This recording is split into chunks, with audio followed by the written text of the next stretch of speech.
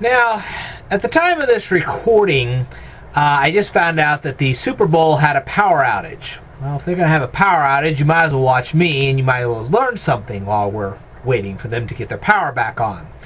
Okay, so I'm going to be your little interlude for this evening.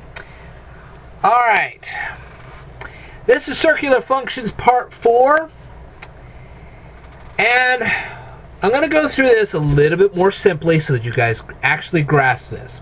Now, haven't you ever seen a little kid, they draw the sun and they draw these little rays out of the sun, you know, that's all pretty, as a pretty little picture, and you hang it up on your refrigerator and say, oh, that's a pretty picture of a sun, and that's how my kid drew.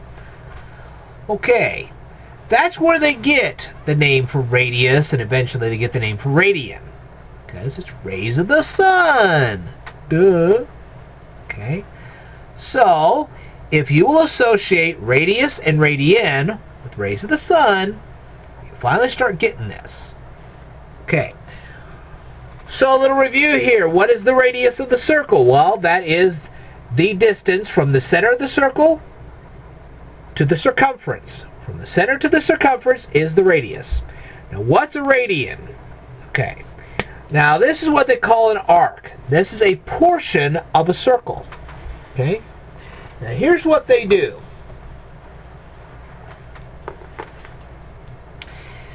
This is a cord. This is a USB cord. As you can see, it's kind of a lopsided circle. And what they do is they take a portion of it and they stretch out the length. Okay, first it's round, then they stretch it out. Okay, and when they stretch it out like this, it becomes the approximate length, and we're talking about a unit circle here. Okay, so let's back up a little bit. This is going to be called a unit circle because this radius is going to be one of something. And as I've said before, it doesn't matter the unit of measure, whether it be centimeters or miles or whatever unit of measure you want to use, this is going to be one of something. That's what makes this a unit circle. Okay, so what they've done is they've taken this arc, okay, this arc, it used to be round like this, and they stretched it out. And when that measurement of that arc is approximately the same as the measurement of the radius of the circle, then it's called a radian. But that only works in unit circles.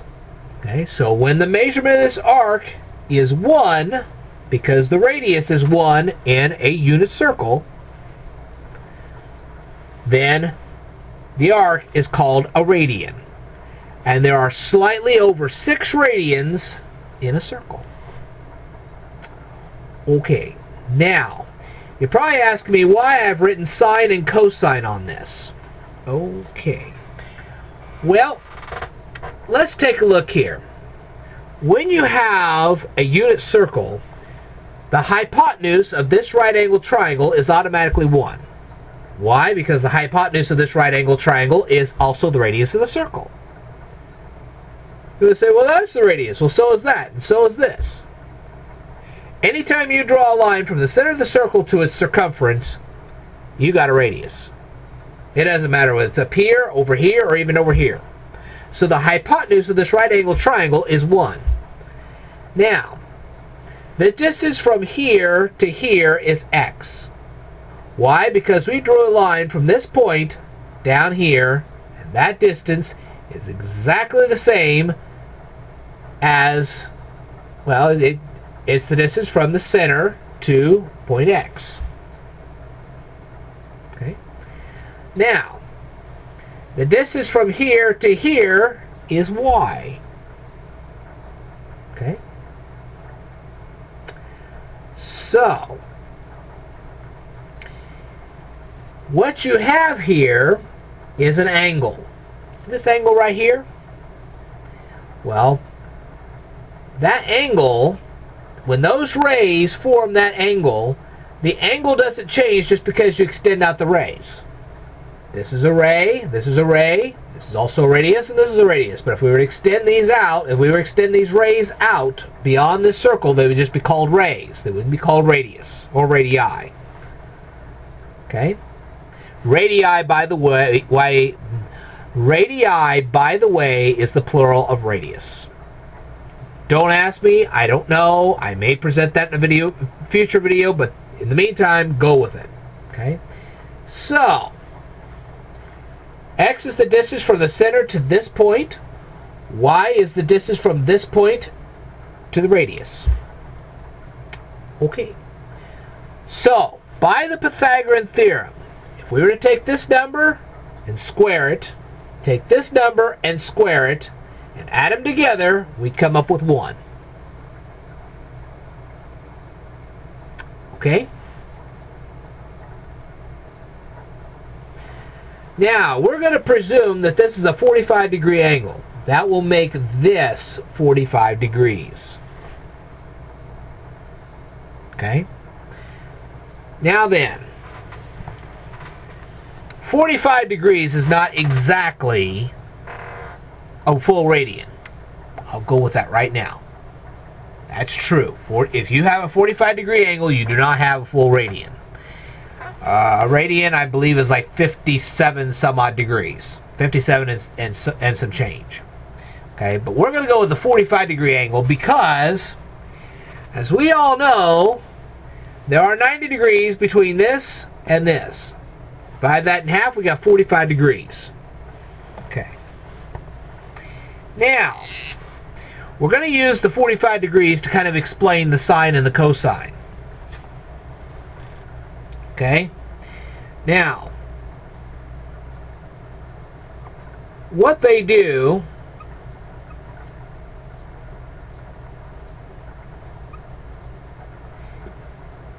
is they say that if you have a 45-degree angle here, the coordinates here, okay, if we're plotting Cartesian coordinates, is 1 over pi over 2. This is a fraction here. This is a fraction here. Now we know this because 1 over pi over 2 is the midpoint between here and here, and also from here to here. If you don't know that, you know it now. Okay. Now what they do with these coordinates, because they don't like it presented like this, is what they do is they multiply, okay,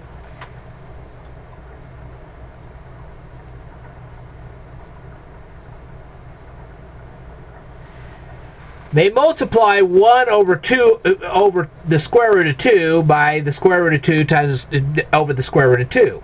Why is this? Because if you divide the square root of 2 by the square root of 2, you get 1. So this is an equivalent of 1. Well, 1 times 2 over 2, like this, it's going to be the square root of 2 over 2. Because 1 times the square root of 2 is the square root of 2, and the square root of 2 times the square root of 2 is, of course, 2. That's how they get that. So, when they list the coordinates, give me a second here. They don't list the coordinates as 1 over the square root of 2. They actually list the coordinates of a 45-degree angle like this.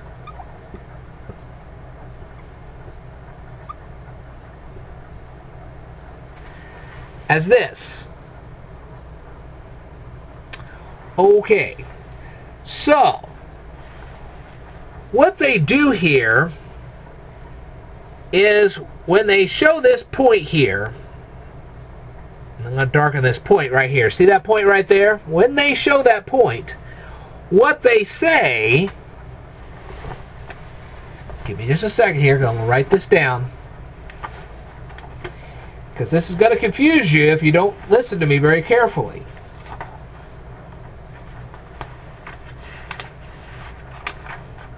Just want to make sure I write this down correctly.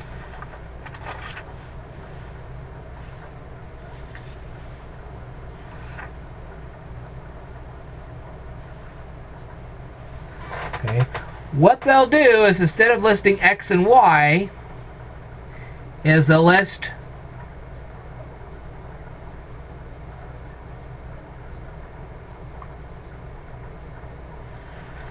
okay. Instead of listing these points as x and y like we normally would, they'll list them as the cosine of s and the sine of s. How do they get that? Okay. How do they get that x is the cosine of s? Well, s is your arc, okay? So when we're talking about these arcs, we're also going to say that arc equals the letter s. This is an arc, and the arc is the letter s. Okay? Alright, so how do they get the cosine? Alright, well, what they're doing is they're figuring out the sine, cosine, and tangent of this arc, which happens to be the sine, cosine, and tangent of this angle. Sine, cosine, and tangent of this angle is also the sine, cosine, and tangent of this arc. So, how do they come up with cosine? Well, the x-coordinate is this line right here. Because this is 0, and this is, well, the square root of 2 over 2. I'm going to write this down here, so I want you to get this.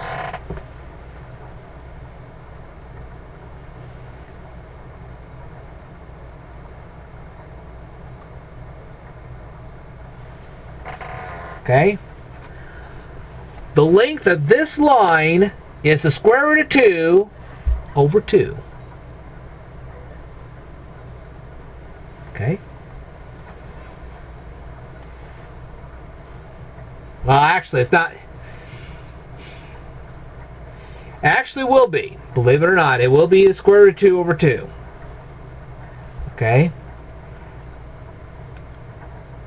So, now the length of this line, because this is 45 degrees here, the length of this line will be the square root of 2 over 2 as well. So this length will be the square root of 2 over 2. This length will be the square root of 2 over 2. Now if you square both of these and you add them together, they're going to form 1. You say, oh, I don't believe you. Okay? Well, let's do the calculations.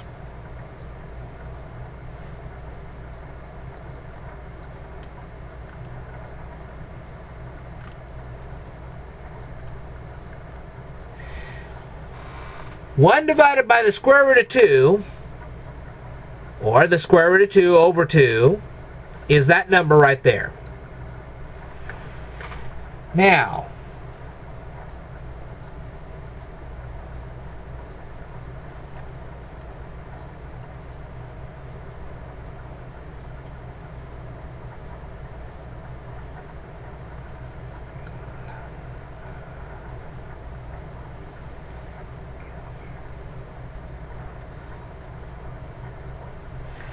if we square that, it's going to be 0.5.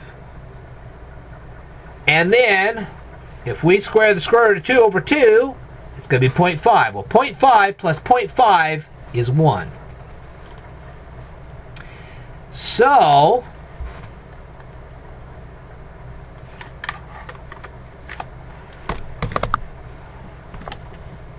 when we say that the coordinates are the cosine of s and the sine of s, if this angle is 45 degrees, then the length of x here will be the square root of 2 over 2. From here to here is the square root of 2 over 2. The length from here to here is also the square root of 2 over 2. Well, if you square this number and you square this number, it becomes 1. That's how they come up with this. Okay? So x and y, believe it or not, are cosine of s and sine of s. That's how they came up with all that.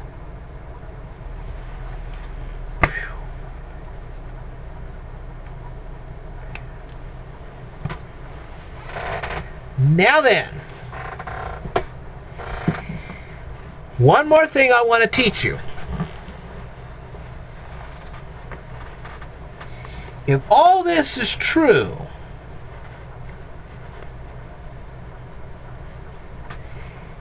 and you have Cartesian coordinates,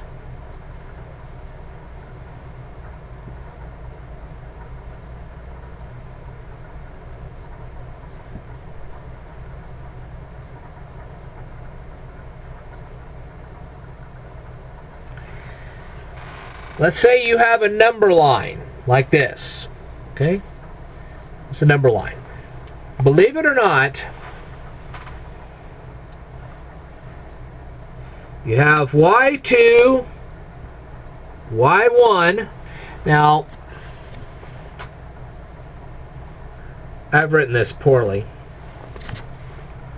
You have y2, y1. Okay? Then, of course, you have x2, x1. Alright? Now then, y1 doesn't change whether it's here or it's over here. It doesn't change at all, because this is also y1, this is y1 over here. Okay? And you kind of get the picture here, you kind of get the gist. Now, y2 minus y1 is the length of this line here. x2 minus x1 is the length of this line right here, which is slope, believe it or not.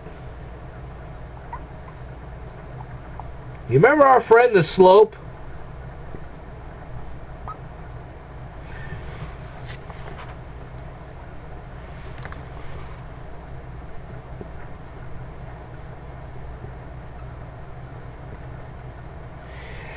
Now, do not get these numbers here confused with superscripts. Superscripts are way up on the top. Remember superscript Superman? Okay.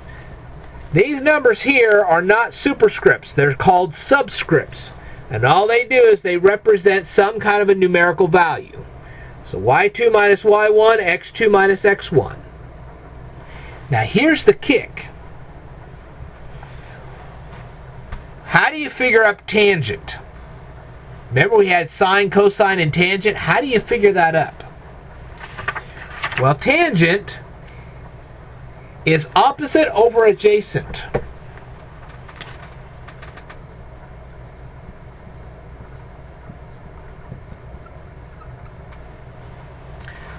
Well, where's your line? Well, it would be the line opposite of this. So the line opposite of this angle is your opposite line. Your adjacent line is down here. It's adjacent to this angle. Opposite over adjacent. Well, believe it or not, tangent, which is this, is exactly the same as your slope. So if you find a tangent, you found your slope. You find a slope, you found your tangent.